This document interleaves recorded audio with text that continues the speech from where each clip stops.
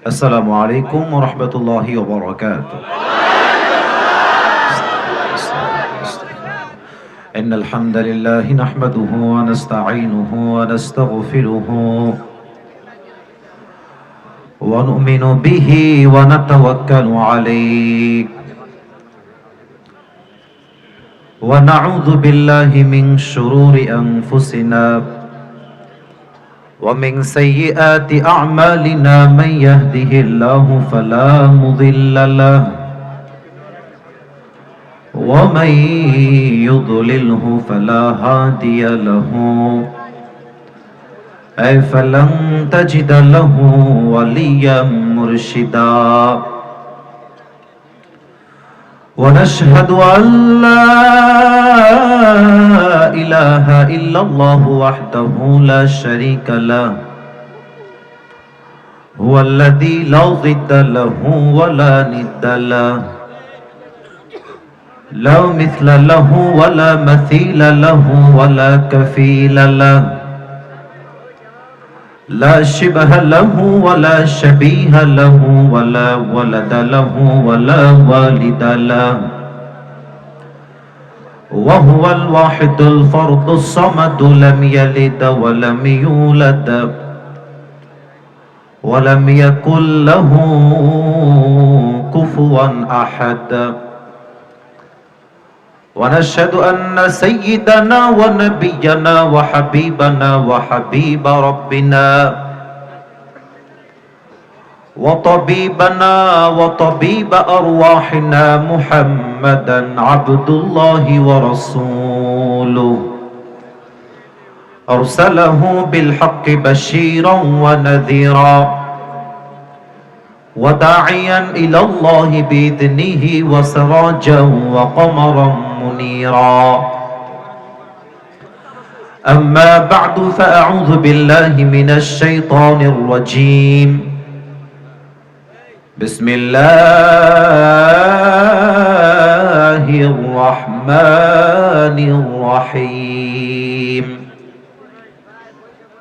فإن مع العسر يسرا إن مع العسر يسرا وقال تعالى في كلامه المجيد يا أيها الذين آمنوا استعينوا بالصبر والصلاة إن الله مع الصابرين وقال تعالى في كلامه المجيد يا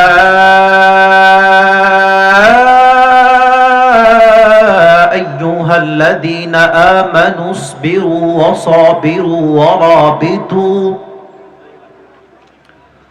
واتقوا الله لعلكم تفلحون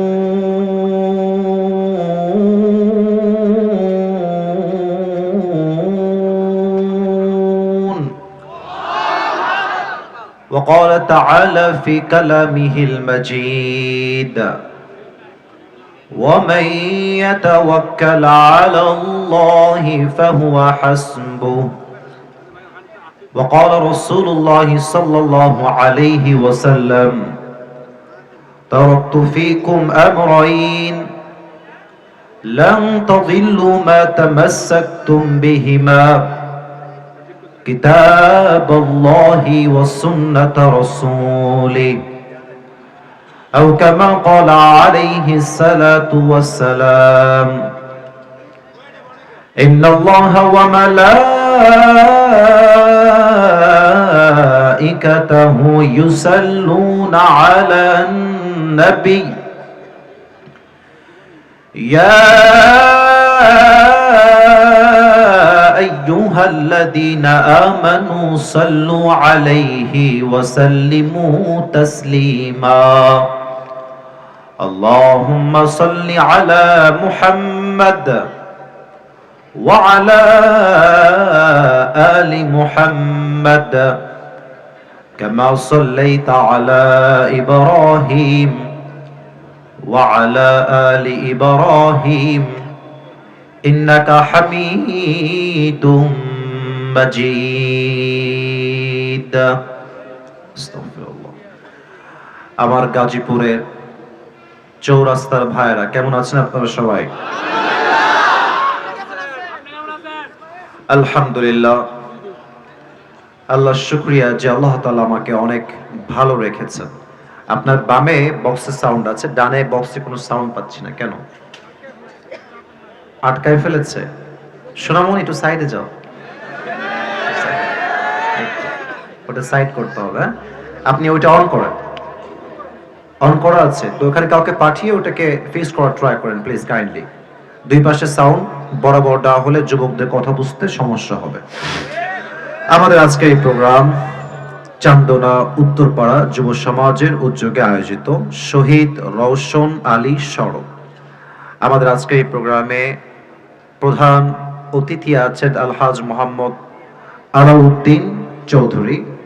আমি ওনার জন্য দোয়া করে দিই, আল্লাহ তাআলা ওনাকে ইসলামের খাদেম হিসেবে কবুল এবং মঞ্জুর করুক। পড়েন সবাই দিল থেকে জবান খুলে আমিন। যেহেতু সবার পরিচয় দেওয়া হয়েছে, সবার নাম বলা হয়েছে, সবাই বক্তব্য দিয়েছেন, তাই আমি আহামরি লম্বা করছি না, টাইম ইজ টু শর্ট। আমাদের আজকে এই প্রোগ্রামের সভাপতি আছেন আলহাজ মোহাম্মদ মিজানুর রহমান মন্ডল স্যার, কথা বললেন। উনি একজন পুলিশ কর্মকর্তা। আল্লাহ তাআলা স্যারকে জনগণের খেদমত, তার সন্তুষ্টির জন্য করার তৌফিক দান করুক। পড়েন সবাই আমিন। উদ্বোধক রয়েছেন জনাব আলহাজ সুরুজ আহমদ। যারাই রয়েছেন বিশেষ মেহমান হিসেবে অনেকের নাম দেখতে পাচ্ছি। It's really hard to mention all the name, যদিও এটা পড়া সম্ভব নয়। আমি জাস্ট এক বাক্যে সবার জন্য দোয়া করে দেই। অ্যারেঞ্জমেন্ট কমিটি এন্ড যারা চিফ গেস্ট আছেন, বিশেষ অতিথি আছেন, সবাইকে যেন আল্লাহ তাআলা ইসলামের খাদেম ওমর ফারুক রাদিয়াল্লাহু তাআলা আনহুর মতো কবুল এবং মঞ্জুর করে নিক। পড়েন সবাই আমিন। আমি যা দেখতে পাচ্ছি আজকের এই মাহফিলে ডানে এবং আমার সামনে যত মানুষ আজকের মাহফিলে এসেছেন, যদি আমার ভুল না হয় সবাই আপনারা নিজেরাই একবার তাকায় দেখেন পুরো মাহফিলটা। Try to observe this situation, একটু দেখেন সবাই। আচ্ছা, ওরে বাবা উঠে গেছে এদিকে এদিকে। যতজন আজকের এই মাহফিলে এসেছেন অ্যাজ এ অডিয়েন্স, শ্রোতা হিসেবে, আমার বিশ্বাস যত শ্রোতা এসেছে তার 90% বেশি কলিজার টুকরা যুবক ভাই আজকের মাহফিলে এসেছে। ইসলামের বিজয় যে সুনিশ্চিত, এটার ভিক্টরি যে কনফার্ম, এটাকে রুখে দেওয়ার সাধ্য যে কারো নাই, আজকে গাজীপুরের মাটিতে যুবকদের উপস্থিতি এটাই প্রমাণ করছে। যুবক ভাইরা, আল্লাহ প্রত্যেকটা যুবককে নেক হায়াত দান করুক। পড়েন সবাই আমিন। তবে শুরুতে কিছু কথা বলবো, এটা না বললে হবে না। এখানে আমার বামে যারা আছেন, they are very honorable person, they are very respected person, we all respect them too much. আমরা সবাই তাদেরকে সম্মান করি, সম্মান করি না যুবক ভাইরা? অবশ্যই আমরা সম্মান করি। সবাই আমাদের এখানে মান্যগণ্য ব্যক্তি এবং তারা সবাই অসাধারণ পার্সোনালিটি বিলং করেন বলে আমি বিশ্বাস রাখি। তবে মাহফিল কমিটি, অ্যারেঞ্জমেন্ট কমিটি এবং সবাইকে আমি বলবো, মাহফিলের সিস্টেম হবে, এটা আমি আদবের সাথে বলছি। কারো প্রতি আমার কোনো রাগ নেই, ঢাক নেই, কোনো প্রকার ক্ষোভ নেই। গাজীপুর ঢাকার মধ্যে পড়ে। ঢাকা হচ্ছে বাংলাদেশের রাজধানী, father of all the father's, brand of all the brand, তাই না? ঢাকার সাথে কোনো কম্পেয়ার করা যাবে না। তো আপনারা সবাই শিক্ষিত মানুষ, খুবই আপনারা মার্জিত মানুষ। প্রধান আলোচক আসার পরে তাকে বসিয়ে রেখে 40 মিনিট সময় নেওয়া, এটা কোনো ভদ্রতার মধ্যে পড়ে না। আমি সম্মান রেখে বলছি, কাউকে আমার অসম্মান করছি না। ওয়াল্লাহি, আল্লাহর কসম, এটা আল্লাহকে সাক্ষী রেখে বললাম। কেন বললাম এইটা? যেহেতু এটা আজকে মিস্টেক হয়ে গেছে, নেক্সট বছর মাহফিল হবে, এই মিস্টেকটা নেক্সট টাইম আর রিপিট হবে না। আমি আবারও বলছি, আমি সম্মান রেখে বলছি। এর কারণ হলো, প্রধান আলোচক যখন 40 মিনিট বসে থাকে আর মানুষ অন্য কথা শোনে, তখন তাফসীর শোনার যে মনোমাইন্ড থাকে, একটা চিন্তা থাকে, যে অ্যাক্টিভিটি থাকে ওইটা ওই 40 মিনিটে নষ্ট হয়ে যায়। আর আমি আমার পুরো জীবনে যত মাহফিল করেছি আমি 40 মিনিট কোথাও বসেছিলাম এটা আমার কখনো মনে পড়ছে না আজীবনে। তো স্যারদেরকে বলবো, স্যারেদের কোনো ভুল নাই, অ্যারেঞ্জমেন্ট কমিটির সিস্টেমে ভুল হয়েছে। আমি আসার পূর্বে বক্তব্যটা শুরু হলে আমি এসে 10 মিনিট বসতাম, তাহলে একটা মার্জিত ভাবটা থাকতো। 40 মিনিট বসে রাখার জন্য আমি নিজে বিরক্ত বোধ করেছি, তবে যুবকদের জন্য আমি সবকিছু স্যাক্রিফাইস করতে প্রস্তুত আছি ইনশাআল্লাহ। তো আমি সবার কাছে আবদার রাখবো, আমি আবারও স্যারদেরকে বলছি, স্যারদের প্রতি আমার ন্যূনতম কোনো ক্ষোভ নেই, কোনো প্রকার আমার কোনো বিদ্বেষ নেই। আল্লাহ প্রত্যেকটা আমাদের মান্যগণ্য ব্যক্তিকে জনগণের খাদেম হিসেবে কবুল এবং মঞ্জুর করুক। পড়েন সবাই আমিন। আচ্ছা, আমি যে কথাটা বললাম, আমাকে হুজুর হিসেবে দেখা বাদ দিয়ে দেশের নাগরিক হিসেবে দেখেন। সবার তো একটা বাক স্বাধীনতা আছে নাকি? যার যার বক্তব্য, যার যার মতামত সে দিবে। আমি দোয়া করি আমার কলিজার টুকরা যুবক ভাইরা, they have struggled a lot, তারা অনেক বেশি কষ্ট করেছে প্রোগ্রামকে বাস্তবায়ন করার জন্য। আল্লাহ প্রত্যেকটা যুবককে যেন আগামী বছর এর চাইতে আরো সুন্দর মাহফিল ইখলাসের সাথে করার তৌফিক দান করে। পড়েন সবাই আমিন। গাজীপুর এমন একটা জেলা ঢাকার ভিতরে, আমরা জানি 5 আগস্টের পূর্বে গাজীপুরের অনেক যুবকরা দেশকে স্বাধীন করবার জন্য শহীদ হয়ে গিয়েছে। এবং আপনারা দেখবেন সময় টিভি, যত টিভি আছে, যত নিউজ চ্যানেল আছে, গাজীপুরে মানুষকে যেভাবে হত্যা করা হয়েছে, খুব বড় মর্মান্তিক কথা এটা, বড় মর্মান্তিক কথা এটা। এবং ওনারা বললেন ওনারা জেল খেটেছেন, বাড়ির থেকে বাহিরে ছিলেন, এটা খুবই কষ্টের কথা। আমরা একটা কথা আজকে এই মাহফিল থেকে অ্যানাউন্সমেন্ট দিতে চাই, আগামীতে কোন স্বৈরাচারকে এই দেশে আমরা চুল পরিমাণ বরদাস্ত করব না। গাজীপুর এখানে অনেক বিএনপির ভাইরা আছেন, হয়তো অনেক আওয়ামী লীগের ভাইরাও মেবি থাকতে পারেন, এবং আমরা অনেক যুবক ভাইরা আজকের মাহফিলে আছি। কথা হবে না, আমি কথা বলি, লেট মি টক। আমি বলছি, আমি একজন দেশের সিটিজেন হিসেবে, নাগরিক হিসেবে আজ 2টা দাবির কথা বলবো, এন্ড দেন আমি আমার সেন্ট্রাল থিম বা সাবজেক্ট ম্যাটারে ফিরে যাওয়ার সর্বোচ্চ চেষ্টা করব। দেখেন, লুক অ্যাট মাই 2 ফিঙ্গার্স। আজকে আমার আগামীর নির্বাচন নিয়ে 2টা দাবি আছে। বলেন সবাই, কয়টা? 2টা। আর ভি জোর সে বলো, কয়টা? 2টা দাবি। যদি আপনারা একমত হন, অনেক মিডিয়ার ভাইরা কভারেজ নিচ্ছে, আপনারা আমাকে অ্যাপ্রিশিয়েট করবেন আওয়াজ দিয়ে, দিল খুলে, জবান খুলে। নাম্বার 1, আগামীতে এই দেশে নির্বাচন হবে, কোন একজন প্রধানমন্ত্রী নেক্সট টাইমে এই দেশে সিলেক্ট হবেন, এটা আমরা মনে প্রাণে বিশ্বাস রাখি। তবে as a Muslim, as a believer, একজন ইমানদার হিসেবে 1 নাম্বার দাবি আমাদের, আগামীতে আমরা এই সোনার বাংলাদেশে কোন নারীকে ক্ষমতার চেয়ারে দেখতে চাই না।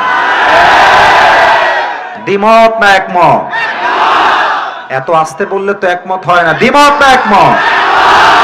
আপনি যেই দলেরই হন, একটা হাদিস মাথায় রাখবেন।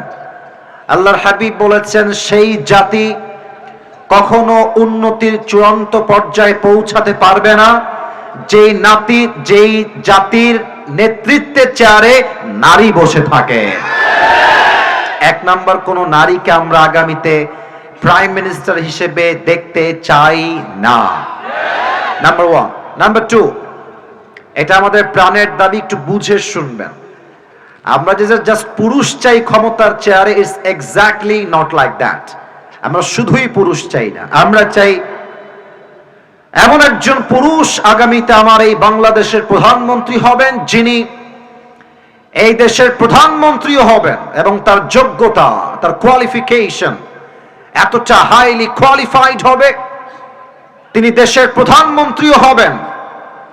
এট দ্য সেম টাইম তিনি চাইলে জাতীয় মসজিদ বাইতুল মুকাররমে দাঁড়িয়ে জুমার খুতবা দেওয়ার যোগ্যতাও রাখবেন।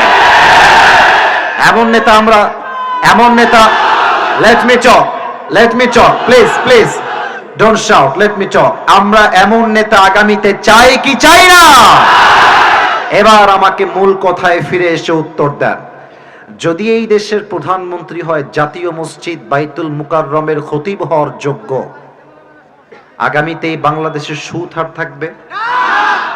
এই গাজীপুরের ভাইয়েরা জোরে বলেন, গাজীপুরের ভাইরা সুদ থাকবে, ঘুষ থাকবে, চাঁদাবাজি থাকবে, টেন্ডারবাজি থাকবে, ডাকাতি থাকবে, ধর্ষণ থাকবে, পুরো দেশটাই সোনার বাংলাদেশ হয়ে যাবে। এখন আর কোনো ভয় নাই। আগে আমরা হক কথা বললে বলতো যে জামাতিও বলতো, রাজাকারও বলতো, জঙ্গিবাদ বলতো, মৌলবাদ বলতো।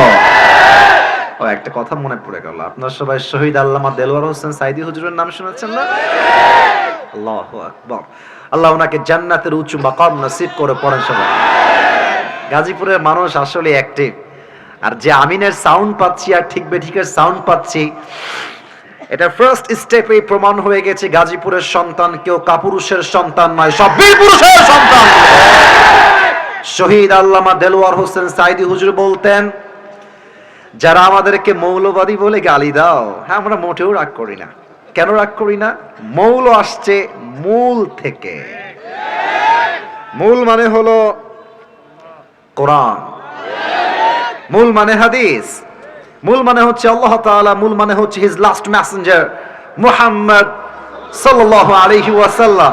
তো যারা তোমরা আমাদেরকে মৌলবাদী বলে গালি দাও, আমরা হলাম মূলবাদী, তোমরা সব আগাবাদী। এবার বলেন তো, গাছের আগায় শক্তি বেশি না গোড়ায় শক্তি বেশি? উনি বলতেন তোমরা থাকো গাছের আগায়, বাড়াবাড়ি বেশি কইরো না সোনামণিরা, হ্যাঁ জুলুমের রাজনীতি কইরো না, আলেমদেরকে ধরে জেলখানায় বন্দী করো না। যদি বেশি বাড়াবাড়ি করো, সময় আসবে এমন 16 কোটি মানুষ গাছের গোড়ায় একটা ঝাঁকুনি দিবে, মামুর বাড়ি দিল্লি গিয়ে পড়বা, দিল্লি গিয়ে তারা পড়েছে।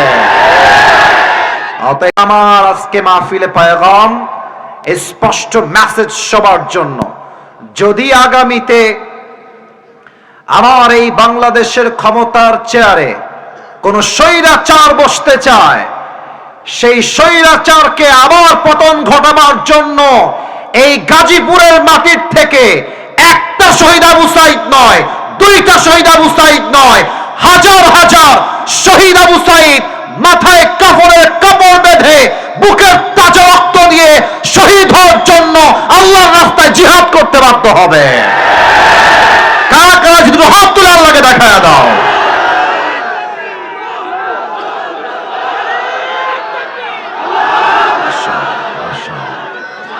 আল্লাহ এই স্লোগানকে কবুল করো, মাশাআল্লাহ। সকলে পড়া আমিন।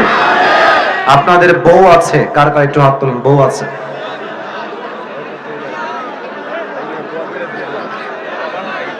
বউ আছে, আচ্ছা হাত নামান, হাত নামান। শীতকালে খুব মজায় আছেন আপনারা, আমি বুঝতেছি।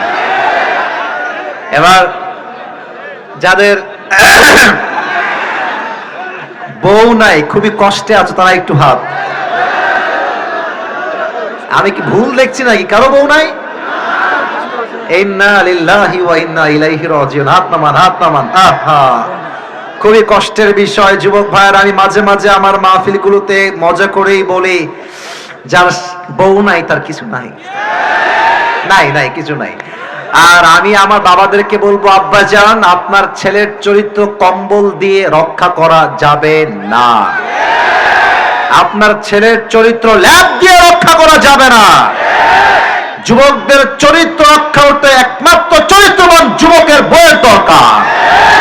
আল্লাহ আব্বাজানরা বোঝে না, বোঝে না। আল্লাহ আব্বাজানদেরকে বোঝার তৌফিক দান করুক, পড়েন সবাই আমিন। আচ্ছা, সবাই বিয়ের পক্ষে না বিপক্ষে? আমার বিশ্বাস অল্প বয়সে বিয়ে হয়ে গেলে এই দেশে জেনার সংখ্যা কমবে, বিয়ের সংখ্যা বেড়ে যাবে। আল্লাহ আব্বাজানদেরকে বোঝার তৌফিক দান করুক, পড়া আমিন। আসলে বাবারা মাঝে মাঝে বোঝে না তা না, কিন্তু আমি বলতে লজ্জা পাচ্ছি। অনেক মেয়েরা আমার ওয়াজ শুনছে, আমি জানি, they are very educated and very qualified. আমি জানি, আমি কোনো বোনকে অসম্মান করে কথা বলছি না, তবে বলতে বাধ্য হচ্ছি যে দেশের 80% মেয়ে বিয়ের সময় চরিত্র নয়, টাকাকে সবচেয়ে বেশি এরা গুরুত্ব দেওয়ার চেষ্টা করে।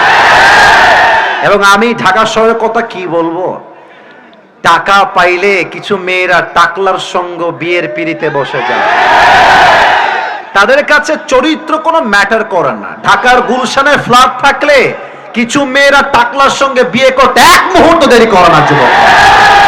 সেই মেয়েদেরকে বিনয়ের সাথে বলবো, আমার প্রিয় বোন, টাকা পাবেন, ঢাকার গুলশানে ফ্ল্যাটও পাবেন, গাড়িও পাবেন, তবে আপনার বয়স মাত্র 19। 70 বছরের বুইড়ার সঙ্গে আপনি আপনার মনের শান্তি কখনোই খুঁজে পাবেন না। আল্লাহ প্রিয় বোনদেরকে সঠিক বুঝ দান করুক। পড়েন সবাই আমিন। 3টা তাকবীর দিবেন, তাকবীর শেষ হবে। 2টা আয়াতের তাফসীর করব খুবই অল্প সময়ে। ফজরের নামাজটা আমাদের সবাইকে জামাতে পড়তে হবে, অল্প সময় ওয়াজ হবে, but that will be very constructive. এই যে ডানের ভাইরা আওয়াজ করা, জানি আমি জায়গা নাই, আমি বুঝতেছি জায়গা নাই। মিডিয়ার ভাইদেরকে ধাক্কা ধাক্কি করো না, একটু চুপ করে দাঁড়িয়ে থাকো, ঠিক আছে? বিবাহিত ভাইরা দিবেন প্রথম তাকবীর, সিঙ্গেল ভাইরা দিবেন সেকেন্ড তাকবীর, ঠিক আছে? I would like to test everyone who is more powerful. কার শক্তি কত বেশি আমি আজকে একটু চেক করতে চাই। বিবাহিত ভাইরা আপনারা আমার সম্মান বাঁচাবেন। বিবাহিত ভাইরা একটু কাশি দেওয়ার চেষ্টা করেন। হাসবেন না, তাকবীর দিবেন গলা ফাটায় দিয়ে একেবারে। বিবাহিত ভাইরা তাকবীর দেন, নারায়ে তাকবীর। সর্বনাশ, মুরব্বি লাভ দিয়ে উঠছে। আচ্ছা, এবার ইট ওয়াজ অ্যামেজিংলি অ্যাপ্রিশিয়েটেড। ভালো ছিল, খারাপ না, খুব ভালো সুন্দর সাউন্ড ছিল। এবার সিঙ্গেলের পড়া, তোমরা কি হেরে যাবা? তোমরা কি পরাজিত হয়ে যাবা? সিঙ্গেলের কাশি দাও। আর স্যার যারা আপনারা আছেন, স্যার আপনারা আমার উপর রাগ ঢাক না রেখে নাম্বারটা আপনারা দিবেন। আমি জানতে চাই আসলে কে জিততেছে। Single people, it's time for you. Single ভাইরা তাকবীর দেন আমার সাথে, নারায়ে তাকবীর। বিবাহিত ভাইরা মাফ করে দিবেন। হলো না, মানে জিততে গিয়েও আবার আপনারা হেরে গেলেন। যাই হোক, জো হো Gaya, past is past, present is everything. এবার আমরা সবাই মিলে একটা তাকবীর দিব। তাকবীরের আওয়াজের ঠেলায় আমি স্টেজ ভেঙে নিচে পড়ে যাব, ঠিক আছে? আপনারা সবাই মিলে একটা কাশি দেন। গাজীপুরের সন্তান যে আমরা, বিড়ালের বাচ্চা নই, সব সিংহের বাচ্চা, এটা তাকবীর দিয়ে প্রমাণ করতে হবে। রাজি আছেন তো ইনশাআল্লাহ? নারায়ে তাকবীর। আল কোরআনের আলো,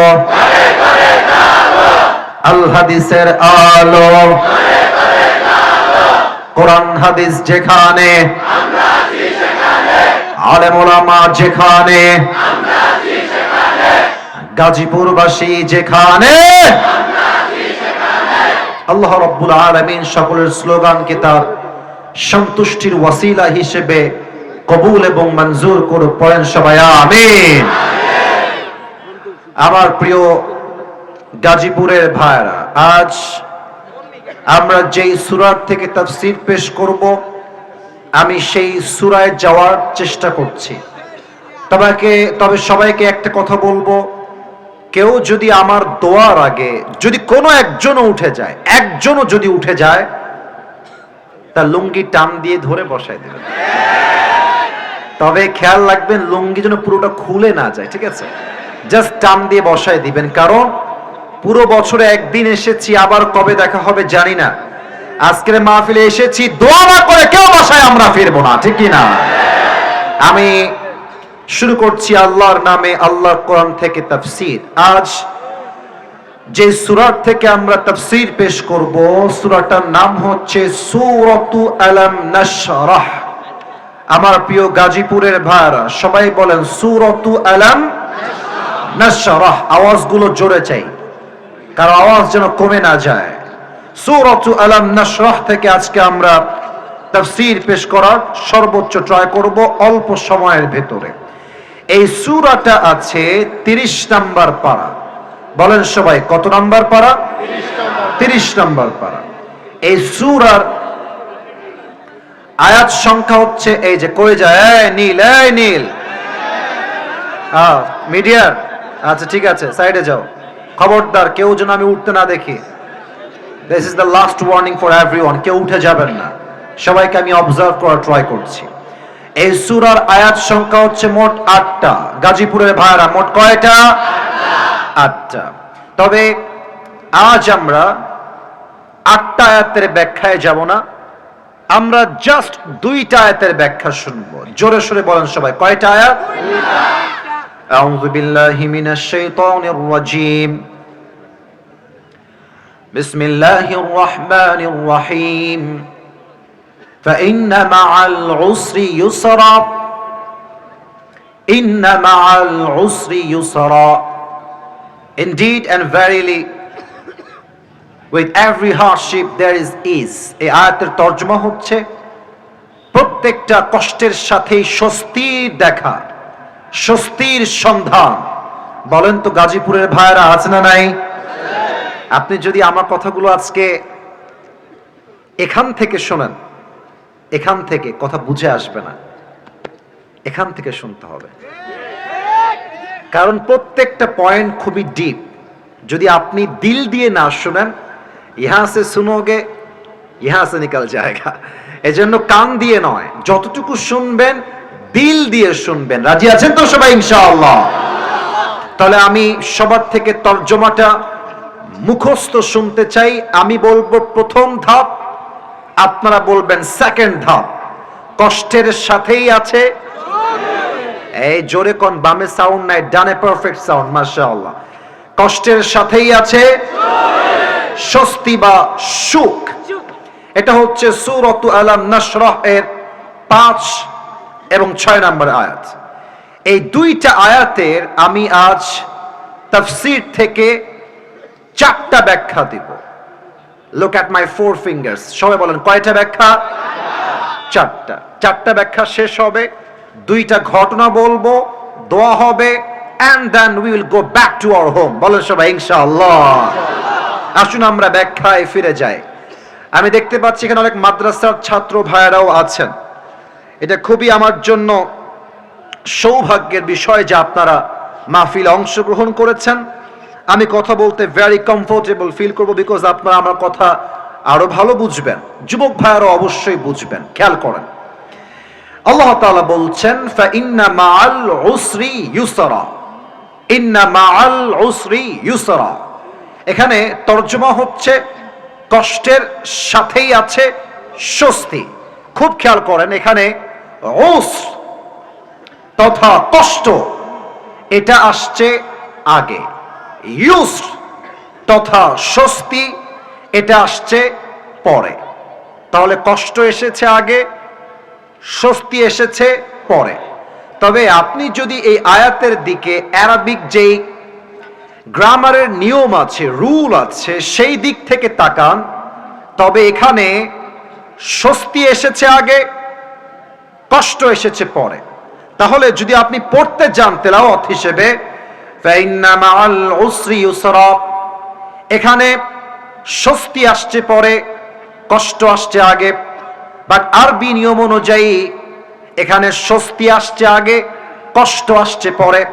এখন বলবেন হুজুর এই গ্রামারটা বলার উদ্দেশ্য আপনার কি ছিল? এটা আমার উদ্দেশ্য না, এটা আল্লাহর উদ্দেশ্য। আল্লাহ গ্রামার অনুযায়ী স্বস্তিকে আগে রেখে এটা বোঝাতে চায় যে বান্দা, তোর জীবনে যত কষ্ট আসুক, তোর ফোকাস, তোর পার্সপেক্টিভ, তোর দৃষ্টিকোণ কষ্টের দিকে হবে না, স্বস্তির দিকে হবে। কষ্টের দিকে নয়, স্বস্তির দিকে। এবার আমাকে উত্তর দিলেই তাফসীরটা আরো ভালো বুঝে আসবে। যেই মাস চলছে, মাসটার নাম হচ্ছে কি মাস? এই যে আসতে কয় রে বাবা, কি মাস? 2000 কয় সাল? 25 সাল। আমাকে উত্তর দিবেন সবাই, কেউ যেন বাদ না যায়। এই জানুয়ারি মাসে আপনি কয়দিন না খেয়েছিলেন? একদিনও না, তাই না? আচ্ছা, যদি বলি এই জানুয়ারি মাসে আপনি কয়দিন অসুস্থ ছিলেন, বলবেন 2-1 জন হয়তো 1 দিন 2 দিন অসুস্থ ছিলাম। এর মানে আপনি যদি পুরো জীবনটাকে একটু অবজার্ভ করেন, দেখবেন যে আপনার জীবনে কষ্টের সংখ্যা কম, স্বস্তির সংখ্যা বেশি। ঠিক কিনা বলে? আল্লাহ বলছে বান্দা, কষ্টের দিকে তাকাস না, স্বস্তির দিকে তাকিয়ে দেখ, তোকে তোর জীবনটাকে সুন্দর করে দিবে একজন। তিনি কে?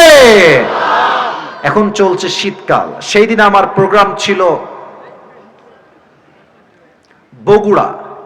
নাম শুনছেন না আপনারা? বগুড়া একটা উন্নত জেলা।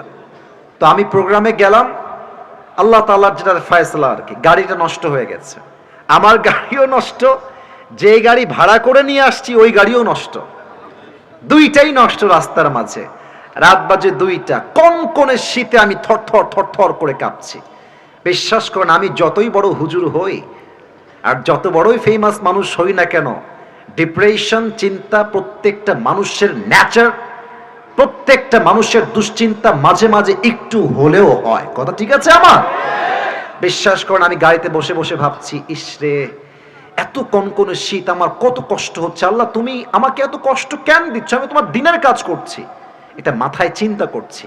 সিএনজি এলো, সিএনজিতে ব্যাগ উঠালাম, যাচ্ছি অন্য আর একটা গাড়ি নেওয়ার জন্য।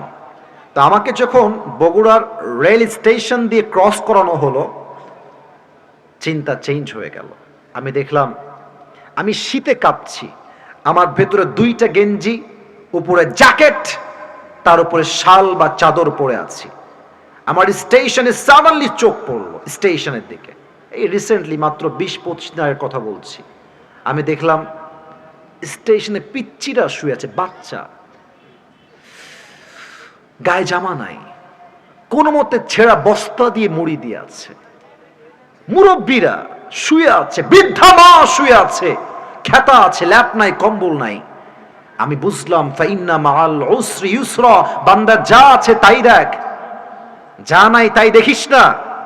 ঢাকার গুলশানে যখন যাবেন, BMW, Mercedes, range rover, Rolle's Royals, C-HR, কত ব্র্যান্ডের গাড়ি নেবেন, সব আছে গুলশানে। দেখলে মনে হবে, ইস, আমি গাজীপুরের ছেলে, আমার তো একটা সাইকেলও নাই। ভাইরে, অনেক কিছু থাকলেই সুখী হওয়া যায় না, সুখী হওয়ার জন্য আল্লাহ রহমতের প্রয়োজন হয়। আপনাকে একটা অবাক করার তথ্য দিব, কিন্তু মিডিয়া আছে বলতে লজ্জা পাচ্ছিলাম, ভেবেছি বলবো না, তবে বলবো, আপত্তি নাই বলতে। শুনলে আপনারা হয়তো অনেকে মাইন্ডে নেবেন, বাট আপনাকে বুঝতে হবে যা বলছি আমি বাস্তব বলছি। ঢাকার গুলশানে স্বামীর বউ যে হয় অন্য পুরুষের ভাবি, স্বামী তার বউকে অন্য পুরুষের সঙ্গে শোয়ার জন্য দিয়ে দেয়। আপনি দেখেন নিউজে, আপনি ইন্টারভিউ দেখেন, আপনি বলবেন হুজুর আপনি এই পয়েন্ট এটা কেন উল্লেখ করলেন? আমি বলবো ভাইজান, ঢাকার গুলশানের লোকের কাছে রোলস রয়েলস আছে, দামি ফ্ল্যাট আছে, বাট তাদের কাছে চরিত্রের 2 পয়সা কোনো মূল্য নাই। আপনার কাছে হয়তো বা গাজীপুরে বড় একটা বাড়ি নাই, হয়তো টিনের ছাপরা আছে, বাট আপনাকে মাথায় রাখতে হবে, ওর টাকা থাকতে পারে, ওর মনের সুখ নাই। আল্লাহ আমাকে টাকা কম দিয়েছে, মনের সুখ বেশি দিয়েছে, ঠিক কিনা বলেন? আল্লাহ বলছে, বান্দা কষ্টের দিকে নয়, আমি আল্লাহ তোমাকে যেই স্বস্তি দান করেছি সেই স্বস্তির দিকে তাকাও। 1 নাম্বার ব্যাখ্যা, আমাদের ফোকাস হবে স্বস্তির দিকে, কষ্টের দিকে নয়। 1 নাম্বার ব্যাখ্যা। 2 নাম্বার, খেয়াল করেন, ফাইন্না মাআল উসরি ইউসরা, এখানে আল উসর কষ্ট। এই যে আমার মাদ্রাসার ছাত্র ভাইয়েরা আমার দিকে তাকান, এখানে আলিফ লাম আসছে, আল উসর, অর্থাৎ এটা মারিফা, নির্দিষ্ট। কষ্ট জীবনে কার কোনটা আছে এটা সবাই আমরা জানি। মনে করেন আপনার বউ খারাপ, এটা আপনি জানেন, আপনার চাকরি লাগবে, এটাই কষ্ট, এটা আপনি জানেন। বাট স্বস্তি কোথায় আসবে এটা আমরা কেউ জানি না, এটার খবর রাখে একজন, তিনি কে? এবার আপনাকে আমি দুনিয়ার এক্সাম্পল দিয়ে তাফসীরটা বোঝাবার ট্রাই করি। ঢাকার বসুন্ধরার নাম শুনছেন তো নাকি? আপনারা শুনবেন না কেন, আপনারা তো ওখানে যাওয়া মানুষ, সবাই তো সচক্ষে দেখেছেন। আমি যে কথাটা বলবো সেটা হচ্ছে এইরকম, মাঝে মাঝে রাস্তায় হাঁটলে দেখবা অনেক মেয়েরা এমন বাজে পোশাক পরে বের হয়, দেখলে মনে হয় ঢাকা শহরের মেয়েদেরকে যে কিয়ামত বেশি দিন আর বাকি নাই। যুবক ভাইরা এত বাজে পোশাক পরে মনে হয় রাস্তায় কোন উলঙ্গ মেয়ে হেঁটে বেড়াচ্ছে গাজীপুরের ভাড়া। তো এত নষ্টা মেয়ের ভিড়ে হঠাৎ করে যে এক বোরকাওয়ালি, হাতেও মোজা, পায়েও মোজা, ইয়ার ইয়ে তো অভি কে জান্নাত সে ভাগ কে দুনিয়া মে আই। সোনামণি, উপরে ফিটফাট, মাঝে মাঝে ভিতরে সদরঘাট হয়। এখন তুমি ভাবছো যে আল্লাহ জীবনে একটাই কষ্ট, বউ নাই, এটা আমি জানি, কিন্তু আমি ভাবছি যে আমার স্বস্তি হচ্ছে এই বেডি আমার বউ হইলে আমার আর কোনো কষ্ট থাকবে না, এটা আমি চিন্তা করছি। বাট মাথায় রাখবেন, অনেক মেয়েকে দেখে মনে হবে রাজরানী, বিয়ের পরের দিন দেখবেন রাজরানী নয় কাল লাগিনি বিয়ে করে আপনি বাসায় নিয়ে আসছেন। অতএব আল্লাহ বলছে, বান্দা কষ্ট কোন বিষয়ে তোর আছে তুই জানিস, বাট স্বস্তি কোন বিষয়ে আসবে এটা তুই জানিস না, এটা জানে একজন। আওয়াজ দিয়ে বলেন সবাই, তিনি কে? আর একটা এক্সাম্পল খুব খেয়াল করবেন, যুবকদের শখের বাইকের নাম হচ্ছে R15 ভার্সন 4 ইন্দোনেশিয়ান ভার্সন। হ্যাঁ, আচ্ছা দেখেন, গাজীপুরের ছেলে দেখেছি খুব ভাবসাব, সানগ্লাস পরে একটা R15 বাইক নিয়ে, বাপ রে বাপ, ওর বাপের রোড এইটা, হ্যাভি টান দেয়। তো এটা বড় কষ্টের বিষয় যে আজকালকার মেয়েদের কাছে এই টাউট বাটপার টিকটকার আর গাঞ্জাখোর পছন্দ হয়, দিনদার পছন্দ হয় না যুবক। এখন যুবক, এই যে যুবকগুলো আমার সোনামণিরা দাঁড়িয়ে আছে এখানে, ওরা ভাবছে ইস রে, এই মালটা পাইলে আমার জীবন সফল হয়ে যাবে, খালি R15 লাগবে, এইটা পাইলে আমি সফল। আমি আমার কথা বলছি, আমার যে ড্রাইভার ছিলেন তার ভাতিজা এই গত মাসে, এই ডিসেম্বর মাসে বাপকে বলেছে, আব্বা তুমি যদি আমাকে R15 কিনে না দাও আমি আত্মহত্যা করে মরে যাব। আস্তাগফিরুল্লাহ, নাউজুবিল্লাহ। তো বাবা তো বাবাই হয়, বাবার মতো আপন আসলে পৃথিবীতে কেউ হয় না। আব্বা বলেছে ঠিক আছে, তোর মরতে হবে না, তোকে আমি আমার সব কিছু দিয়ে দিব R15, সমস্যা নাই। রিসেন্ট 1 মাসও হয় নাই, R15 কিনে দিয়েছে। ভোরবেলা সকালবেলা রাস্তা ফাঁকা ছিল, আবেগ কাজ করেছে, বিবেক কাজ করে নাই। গাড়ি তুলেছে 120-এ 30-এ, তো ঠাস করে রাস্তা দিয়ে একটা গাড়ি চলে আসছে মাঝখানের সামনে দিয়ে, আর এটাকে কন্ট্রোল করতে পারে নাই, সোজা গিয়ে খাম্বার সঙ্গে মেরে দিয়েছে, জায়গায় স্পট ডেথ, জায়গায় শেষ। আল্লাহ বলছে, বান্দা তুই ভাবছিস R15 পেলেই সুখ, তুই ভাবছিস ঢাকার গুলশানে ফ্ল্যাট কিনতে পারলেই সুখ, তুই ভাবছিস ব্র্যান্ডের কাপড় পরলেই সুখ, তুই ভাবছিস অমুক কোম্পানিতে চাকরি পেলেই সুখ।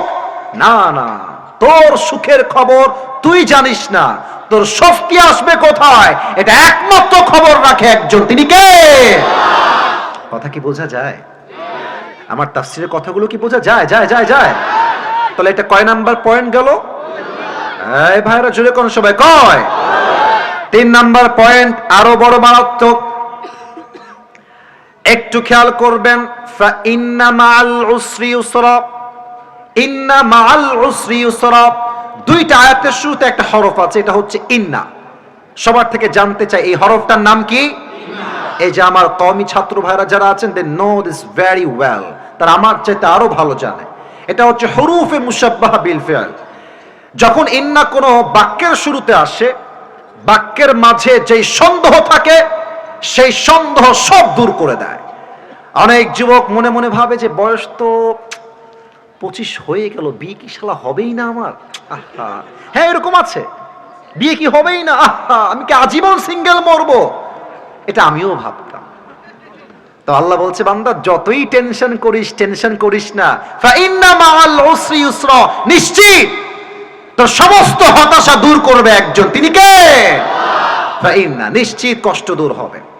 4 নাম্বার ব্যাখ্যা, শেষ ব্যাখ্যা আমার, আল্লাহ রাব্বুল আলামিন বলছে ফা ইন্না মাআল উসরি ইউসরা, এখানে তরজমা হবে কষ্টের সাথেই আছে সুখ। আমরা তরজমা মাঝে মাঝে করি কষ্টের পরেই সুখ, এটা ভুল তরজমা, এই তরজমা করা যাবে না। কারণ কি, খেয়াল করেন, যদি কষ্টের পরেই সুখ তরজমা হতো তাহলে আল্লাহ বলতেন ফা ইন্না বা'দাল উসরি ইউসরা, কিন্তু কষ্টের পরেই সুখ নয়, কষ্টের সাথেই স্বস্তি। আল্লাহ বলছে ফা ইন্না মাআল উসরি ইউসরা। এর ব্যাখ্যা একটা ঘটনা বলতে চাই আমি আমার জীবন থেকে, বলা যাবে নাকি যাবে না? আপনারা আমাকে ফেসবুকে আগে দেখেছেন নাকি কখনো? মানে আপনারা সব আমাকে চেনেন নাকি? আমার যে একবার গাড়ি অ্যাক্সিডেন্ট হয়েছিল, এটা কি আপনারা দেখছেন কেউ কেউ? আচ্ছা, মাশাআল্লাহ, হাত নামান।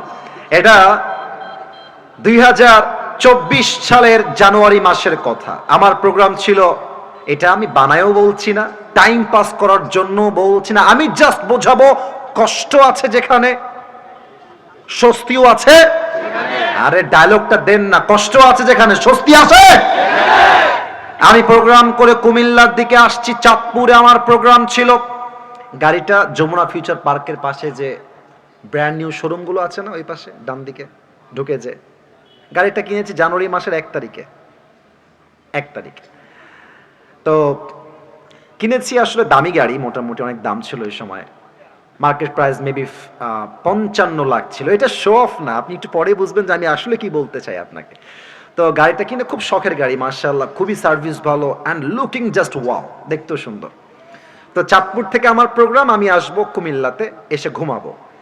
তো দেখবেন যে গ্রামের যে রাস্তাগুলো হয় তিরিং বিরিং রাস্তা, একবার ডানে গিয়ে আবার বামে গিয়ে আবার ডানে। তা আমার ড্রাইভার সাহেবের এমন আবেগ কাজ করেছে, গ্রামের রাস্তায় গাড়ি তুলেছে 80-তে। তো আবেগের জন্য কি হয়েছে, রাস্তা ভেজা, বৃষ্টি হয়েছে। তো দেখেন, look at my right hand, ডান হাত দেখেন, গাড়ি যাচ্ছে এমনে সোজা, বোঝা যায়? ও ভাই কতক্ষণ বোঝা যায়?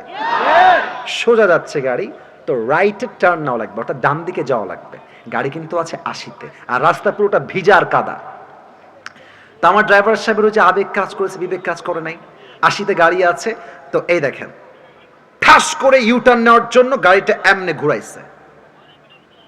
গাড়িটা ডান দিকে না গিয়ে সোজা খাদে চলে গিয়েছে। আর খাদে গেছে কেমনে আমি বুঝাই বলি। একবার এমনে উল্টাইছে, আবার উল্টাইছে, থার্ড টাইম আমি বুঝলাম আমি জমিনের পানিতে পড়লাম।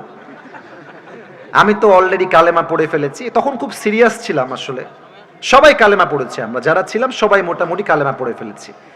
তো গাড়ি যখন নিচে পড়ে গেল, আমি দেখতে পাচ্ছি ভেতর থেকে পানি উঠছে, গাড়ির ভেতরে পানি অলরেডি উঠে গেছে।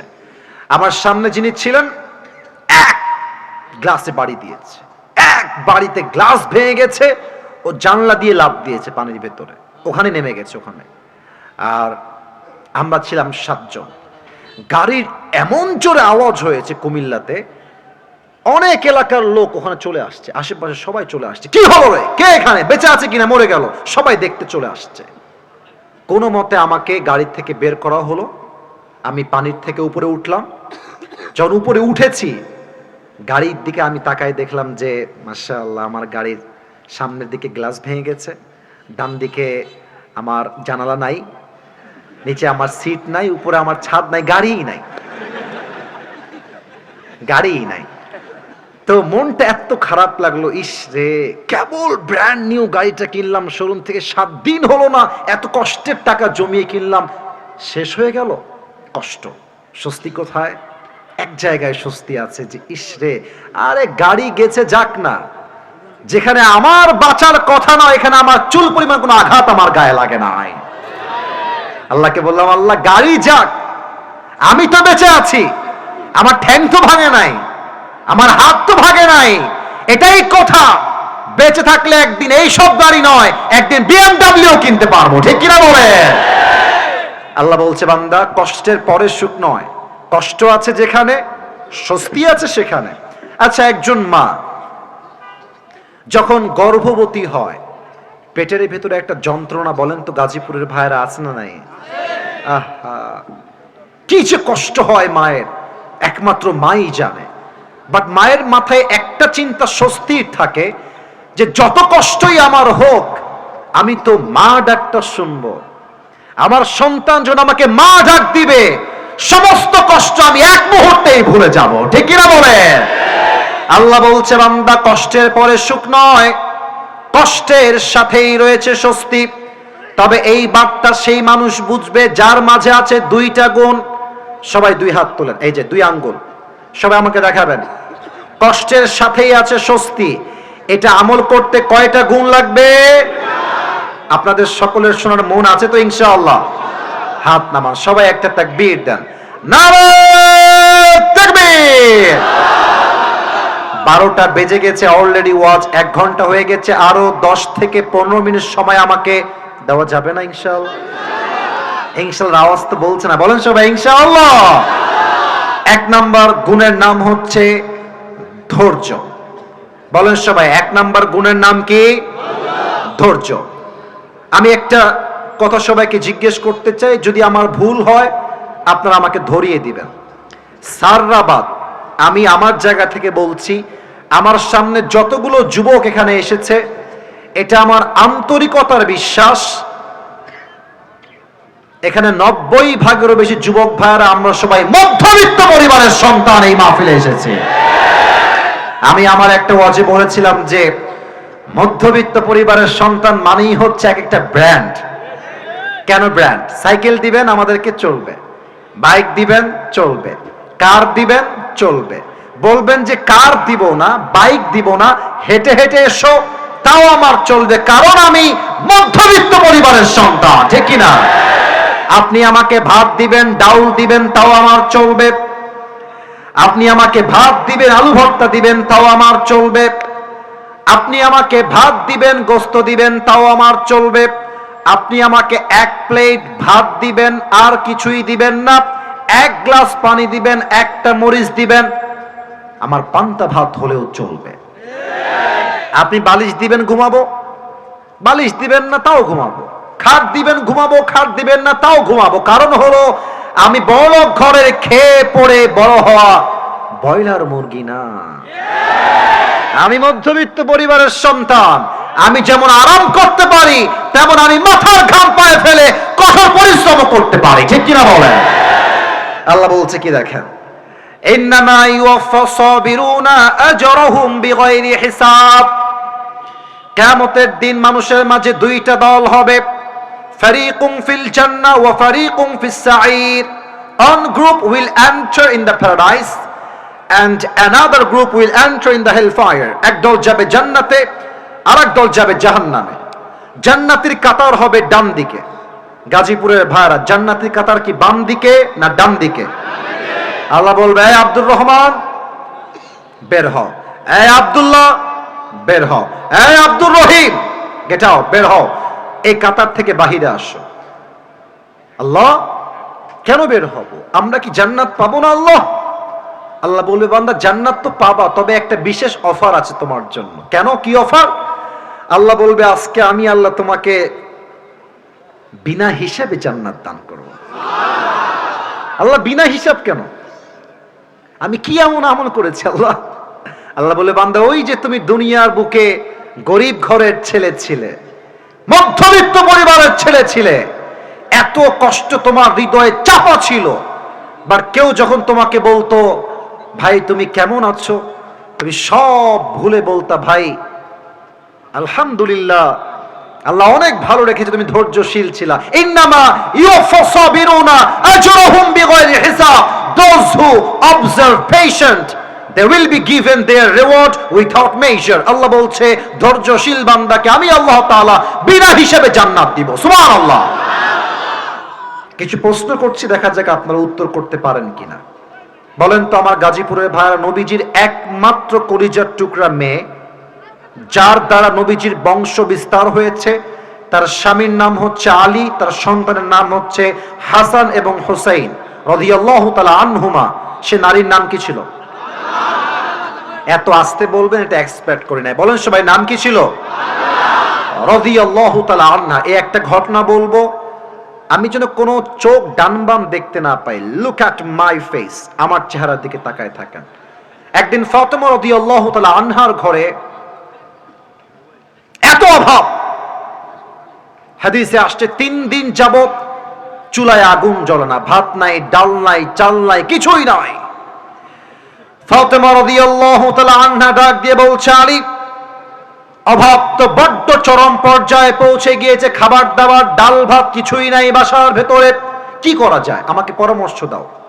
আলী বলছে, তুমি এক কাজ করো, নবীর কাছে যাও, গিয়ে বলো, ইয়া রাসূলুল্লাহ আ'তিনি শাইআন, গিভ আস সাম ফুড, কিছু খাবার দেন, আমরা বড় ক্ষুধার্ত 3 দিন যাব।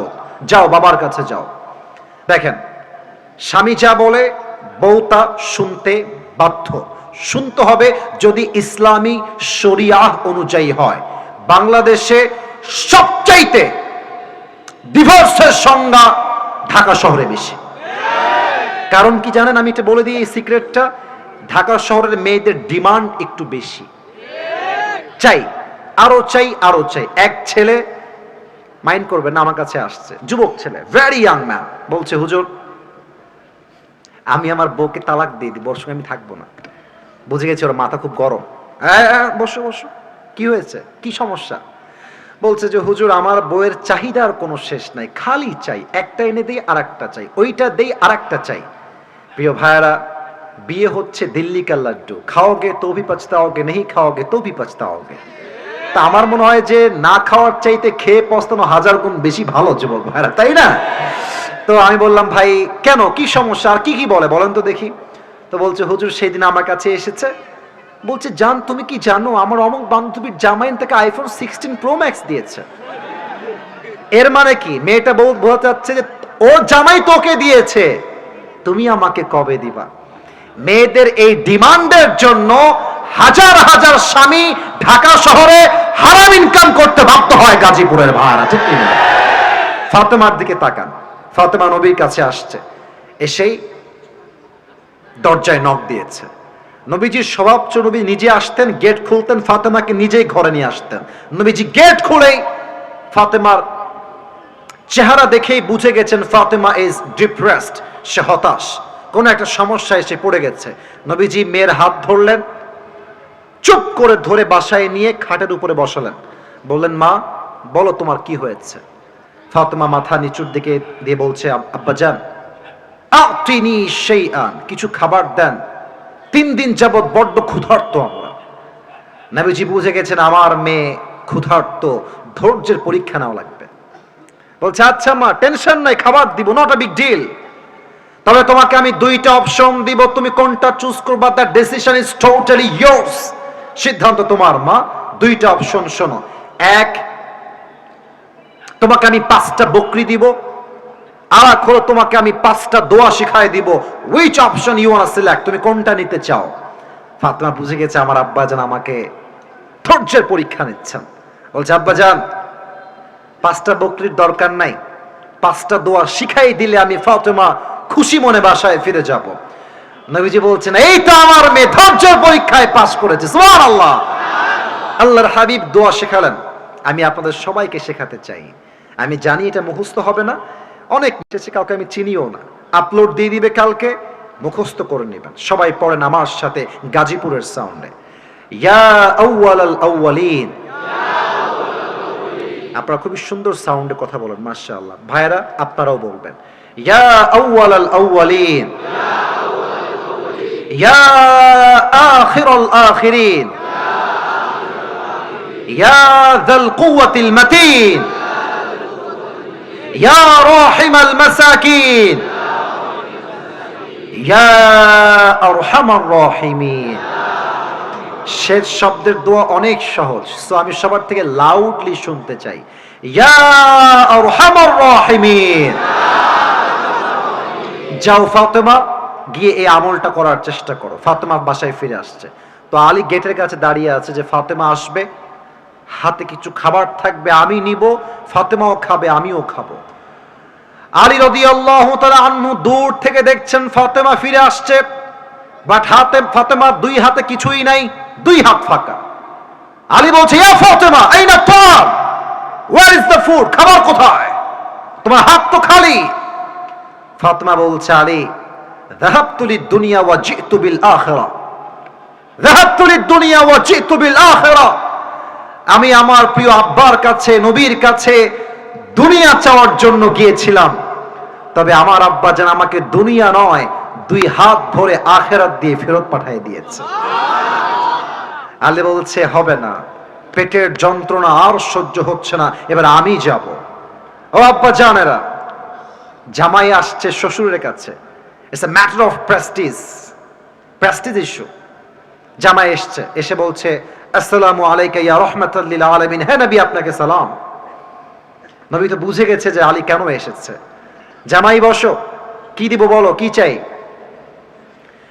বলছে নবী হে 3 দিন যাবত বড্ড অভাব, যদি কিছু খাবার দিতেন বড্ড মেহেরবানি হতো আপনার ব্যাপারে। নবীজি বলছে ঠিক আছে খাবার দিব, তবে 2টা অপশন তোমাকে দিচ্ছি, তুমি কোনটা নিবা, the decision is totally yours. নবীজি জামাইয়ের সবরের পরীক্ষা নিচ্ছে, বলছে তোমাকে আমি 5,000 বকরি দিব। আগে বলেছিল 5টা, এবার সংখ্যা বেড়ে 5,000 বকরি দিব আর 5টা দোয়া দিব। Which option you want to select? তুমি কোনটা নিতে চাও আলী? আলী বুঝে গেছে আমার শ্বশুর আমাকে ধৈর্যের পরীক্ষা দিচ্ছেন। আলী বলছে, নবী হে, 5,000 বকরি ইজ মাইনাস, আমাকে আপনি 5টা দোয়া শিখায় দেন। নবীজি আবার সেই 5টা দোয়া আলীকে শিখিয়ে দিলেন। আলী রাদিয়াল্লাহু তাআলা আনহু বাসায় ফিরে আসলেন। ফাতেমা এবং আলী রাদিয়াল্লাহু তাআলা আনহু দুইজন মিলে এই 5 শব্দের দোয়ার আমল করলেন। হাদিসে আসছে এই 5টা শব্দের দোয়ার আমলের বিনিময়ে আল্লাহ তাআলা তাদের সংসারের সমস্ত অভাবকে গায়েবী খাজনার থেকে দূর করে দিলেন। সুবহানাল্লাহ। অতএব অভাব পরিবারে আসবে, টাকা থাকবে না, ব্যবসা থাকবে না, চাকরি থাকবে না, কিছুই থাকবে না, বাট মাথায় রাখবেন কষ্টের সাথেই আছে স্বস্তি। ধৈর্যের সঙ্গে স্থির থাকেন, আপনার পথ খুলে দিবে একজন। আওয়াজ দিয়ে বলেন সবাই, তিনি কে? 1 নাম্বার হলো ধৈর্যশীল হওয়া জীবনের যে কোনো মুহূর্তে। 2 নাম্বার হচ্ছে আল্লাহর উপরে তাওয়াক্কুল। ওয়া মান ইয়াতাওয়াক্কাল আলাল্লাহি ফাহুয়া হাসবুহু। Whoever trusts in Allah subhanahu wa ta'ala, Allah is sufficient for him. যে ব্যক্তি আল্লাহর উপরে ভরসা করতে পারে, আল্লাহ বলছেন আমি একাই তার জন্য যথেষ্ট হয়ে যাই। সুবহানাল্লাহ। এটা আমার শেষ হাদিস বলছি, এটা বলেই দোয়া করব। তবে একটা প্রবাদ বাক্য আছে, শেষ ভালো যার, আরে ভাই কথা কোন, শেষ ভালো যার সব ভালো তার। এটা আমার শেষ হাদিস। আমাকে গিভ মি জাস্ট 5 মিনিটস, 5টা মিনিট সময় দেন। যদিও বা এটা দেওয়া লাগতো না, যদি আমি বসে না থাকতাম হয়তো 12টার আগেই ওয়াজ শেষ হয়ে যেত। স্যাররা কথা বলেছেন তাই 5 মিনিট সময় চাচ্ছি আপনাদের কাছে। বলেন তো নবীজির মোট স্ত্রী ছিল কয়জন? সবাই জানে, তাও কথা কয় না। কয়জন? সেকেন্ড প্রশ্ন, নবীর প্রথম স্ত্রীর নাম কি ছিল? খাদিজা রাদিয়াল্লাহু তাআলা আনহা। আমি এখন জাস্ট একটা হাদিস বলবো, হাদিসের একটা টাইটেল দিচ্ছি, খাদিজার সঙ্গে নবীজির বিয়ে কেমনে হয়েছিল। That is the title of this হাদিস। শোনেন, খাদিজা ছিলেন এমন একজন নারী যিনি আরবের সবচেয়ে ধনী এবং richest women in Arabic world. তার মতো ধনী মেয়ে আরব বিশ্বে দ্বিতীয় আর কেউ ছিল না। প্রথম স্বামীও মারা গেছে, দ্বিতীয় স্বামীও মারা গেছে, থার্ড হাজবেন্ড সেও মারা গেছে।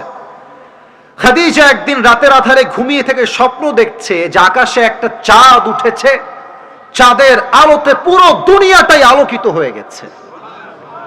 উনি চাঁদের দিকে তাকিয়ে অবাক যে চাঁদের আলো এত বেশি হতে পারে। দেখছেন চাঁদটা তাকানোর সাথে সাথেই আকাশ থেকে খাদিজার বুকের দিকে চাঁদটা ভেঙ্গে ভেঙ্গে পড়ছে। আর স্বপ্ন দেখে ঠাস করে ঘুম থেকে উঠে গেছে। কি স্বপ্ন দেখলাম, এটা এর ব্যাখ্যা কি হবে? তার চাচা ছিলেন ওয়ারাকা বিন নাফেল, তিনি ছিলেন স্বপ্নের ব্যাখ্যাবিদ। তার কাছে গেলেন, বললেন যে চাচা, আমি স্বপ্নে দেখলাম আকাশ থেকে চাঁদটা ভেঙে আমার বুকের দিকে পড়ছে, এই স্বপ্নের ব্যাখ্যা কি আমাকে এখনই বলেন। তার চাচা তাওরাত খুললেন, ইনজিল খুললেন, ব্যাখ্যা পড়ে জানলেন যে Khadija, it's a good news for you, it's a good news, তোমার জন্য এক বিশাল সুসংবাদ। কি সুসংবাদ? তার চাচা বলছে শেষ নবী এই জামানার তোমার স্বামী হিসেবে কবুল হতে চলেছে। সুবহানাল্লাহ। অপেক্ষা করো, সেই স্বপ্নের পুরুষ তোমার জীবনে একদিন আসবেই। একদিনের ঘটনা, নবীজি ব্যবসার জন্য খাদিজার বাসায় আসলেন, এটা আমরা সবাই জানি। খাদিজা দূর থেকে দেখলেন এক যুবক এসেছে। তার চেহারা, তার মুখের চাপদাড়ি, তার ফিজিক্যাল অ্যাট্রাকশন, তার হ্যান্ডসামনেস, তার সৌন্দর্য, তার ব্যক্তিত্ব, খাদিজা দেখেই বুঝে গেছে এটাই হবে শেষ নবী। সুবহানাল্লাহ পড়বেন না আপনারা সবাই?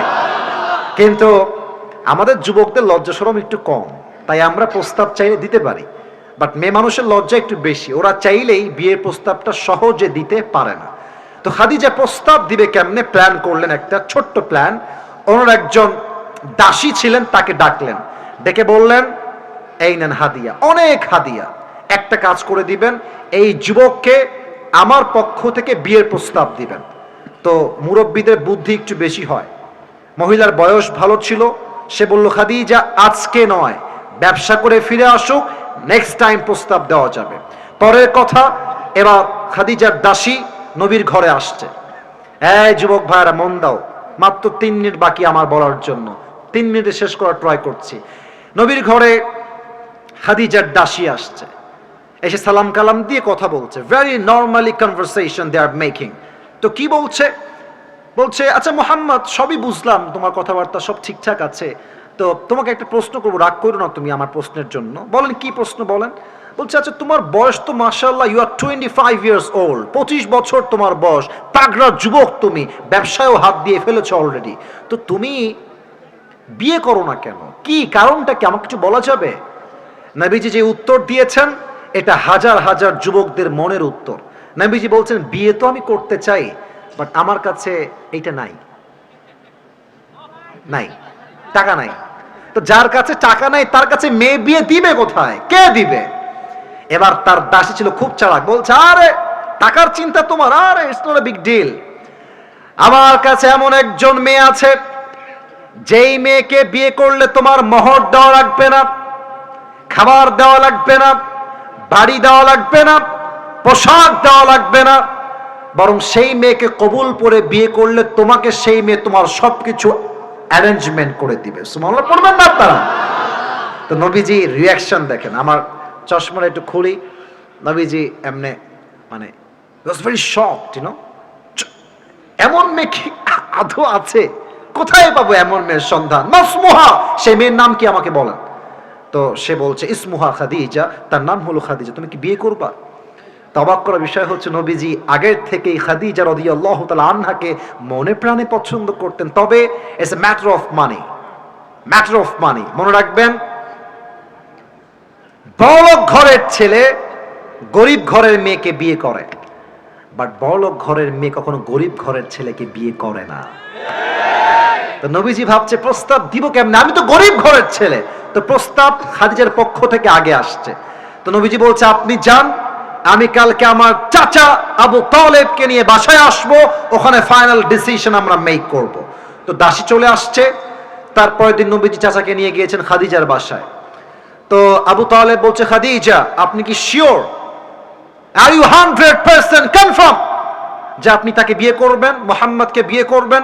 বলছে, ইয়েস, আই এম 100% কনফার্ম যে আমি তাকে স্বামী হিসেবে পেতে চাই।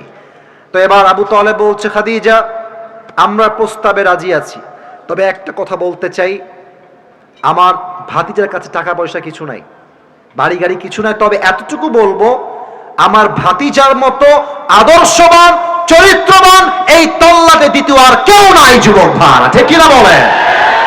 খাদিজা বলছে, আমার এইটাই দরকার, টাকার দরকার আমার নাই। মায়েরা বুঝে নিয়েন কথাটা, মায়েরা বোনেরা বুঝে নিয়েন কথাটা। খাদিজা বলছে, আমার টাকা পয়সা লাগবে না, চরিত্র হলেই আমার চলবে। তো কি করা যায়, এখন বিয়ে হবে। এখন আবু তালেব বলছে, খাদিজা, আমরা আপনাকে কি মোহর দিব? মোহর তো আমাদের কাছে দেওয়ার মতো কিছু নাই, আমরা গরিব ঘরের ছেলে, তবে একটা মোহর দিব আপনাকে, 20টা উট মোহর হিসেবে দিব। বলছে, ঠিক আছে, যা দিবেন তাতেই আমি খুশি। 20টা উট মোহর দেওয়া হলো, বিয়ে হয়ে গেল। এখন বিয়ের পরে মেহমান আসছে, বর পক্ষ কনে পক্ষ, কিছু খাওয়া দাওয়ার আয়োজন করার দরকার আছে না? বলছে, না, খাওয়া দাওয়ার দরকার একটু আছে না ভাইরা, বলেন, একটু অলিমার দরকার। তো খাদিজার মন কত বড়। খাদিজা বলছে, যেহেতু আমার স্বামী গরিব ঘরের ছেলে, আপনারা আমার 20টা উট যে মোহর হিসেবে দিয়েছেন, এই 20টা উট মেহমানদের জন্য, মেহমানদারি করার জন্য আল্লাহর রাস্তায় জবাই করে দেন। সুবহানাল্লাহ। এবার বিয়ে হয়ে গেল, আকদ সম্পূর্ণ হয়ে গেল। বাসর রাত, খাদিজা বাসর রাতে আগেই বসে আছেন। নবীজি বাসর ঘরে এন্ট্রি নিয়েছেন, প্রবেশ করেছেন। হাদিসের শেষাংশে আমি আছি, এটাই শেষাংশ। নবীজি এসে খাদিজার পাশে বসেছে। তো নবীজি একটু নার্ভাস, মানে প্রথম বিয়ে হলে যা হয় আর কি, হ্যাঁ, বাসরাতে সবাই নার্ভাস ফিল করে, নবীজিও নার্ভাস। তো নবীজি চুপচাপ বসে আছে, খাদিজাও চুপচাপ বসে আছে। তো খাদিজা যেহেতু আগের থেকে একটু অভিজ্ঞ মানুষ, নবীর চাইতে একটু বেশি, তো খাদিজা নিজের থেকেই বলছে, আচ্ছা আপনি কি জানেন যে আমি আপনাকে স্বামী হিসেবে কেমনে পেয়েছি? আপনি কি জানেন এইটা? নবীজি বলছেন, না, তা তো আমি জানি না, আপনি কেমনে পেয়েছেন? তো আপনি জানবেন, আমি কেমনে জানবো আপনার ঘটনা? তো খাদিজা বলতে, শোনেন তাহলে আমার ঘটনা। আমি যখন প্রথমবার বিয়ে করলাম, প্রথম বিয়েতে আমার এক সন্তান হলো, স্বামী আমাকে সন্তান রেখে দুনিয়ার থেকে বিদায় নিলেন। দ্বিতীয়বার বিয়ে করলাম, সন্তান হলো, তার নাম হলো হিন্দ। স্বামী মরে গেলেন, সন্তান থেকে গেল। থার্ড টাইম আবার বিয়ে করলাম, হতাশা সব কাটিয়ে আবার বিয়ে করলাম, সেই স্বামীও মারা গেল। পরে আমি নিয়ত করলাম আমার ভরসা আল্লাহর উপরে, আমার রব একদিন না একদিন আমাকে উত্তম জীবন সঙ্গী আজীবনের জন্য দান করবেন করবেন করবেন ইনশাআল্লাহ। এটা আমার ভরসা, তাওয়াক্কুল ছিল। এবং এই তাওয়াক্কুলকে আমি সামনে রেখে কোনো দিন কোনো পরপুরুষের সঙ্গে হারামে জড়াই নাই, কখনো কোনো পরপুরুষের দিকে চোখ তুলে তাকাই নাই, কখনো আমি আমার ব্রেইনে খারাপ হারাম কোনো অশ্লীল চিন্তা আনি নাই। আমি আমার ভরসা আল্লাহর উপর রেখেছি। আমার মতো একজন নারীকে আল্লাহ তাআলা আপনার মতো চরিত্রবান যুবকের প্রথম স্ত্রী হিসেবে কবুল করে নিয়েছে। তাহলে কি বুঝলা? তোমার জীবনে আজকে বউ নাই, তুমি আমার বিয়ে হবে না, আব্বা আমি মরে যাবো, আমার বিয়ে নাই, বউ নাই, কিছু নাই, না।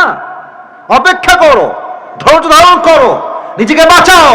তোমার চরিত্র ভালো হলে তোমাকে আল্লাহ উত্তম চরিত্রে দান করবেই করবে ইনশাআল্লাহ, ঠিক কিনা বলো? অতএব যত কষ্টই আসুক দুইটা বিষয়ে মাথা রেখে চলবেন। এক হলো ধৈর্য, দুই হচ্ছে তাওয়াক্কুল। ধৈর্য মানে কি? একদিন না একদিন ভালো ফলাফল আসবে। তাওয়াক্কুল মানে কি? আমার বিশ্বাস আমার রব আমাকে কখনো ঠকাইতে পারে না। সবাই এই দুইটা গুণ রাখতে রাজি আছেন তো ইনশাআল্লাহ? দুইটা হাত তুলেন সবাই, সবাই দুইটা হাত তুলেন। গাজীপুরের মানুষ কেউ হাত নামাবেন না আমি না বলা পর্যন্ত। আপনারা প্রমাণ করেছেন যে আসলেই আপনারা মাশাআল্লাহ ভদ্র ঘরের সন্তান। দোয়া আমার দায়িত্বে নেই, দোয়া আরেকজন করবেন। দোয়ার সময় চুপচাপ থাকবেন। আমি আগে একটা ওয়াদা করে নেই, বলেন সবাই হুজুর। এটা গাজীপুরের সাউন্ড হয় নাই, বলেন সবাই হুজুর। আমরা জোরে কর, আমরা সবাই ওয়াদা করলাম আজ দোয়া না করে আমরা কেউ বাসায় ফিরে, এই যে এবার আমার হাত দেখেন, যাব না। এই জোরে কোন যাব না, বলেন সবাই হাত তুলে ইনশাআল্লাহ। হাত নামান। এবার যদি কেউ দোয়ার মাঝে উঠে যায়, আল্লাহর হাবিব বলেছেন লা ঈমান আলা লিমান লা আমান আলা। যার ইমানের ঠিক নাই তার কথা ঠিক নাই, ঠিক কিনা বলে? যারা ওয়াদা দিয়েছেন কেউ যদি ডান বাম হয়ে যায় আমাকে ডাক দিবেন। দুই একটা প্রশ্ন আসছে, উত্তর না দেওয়ার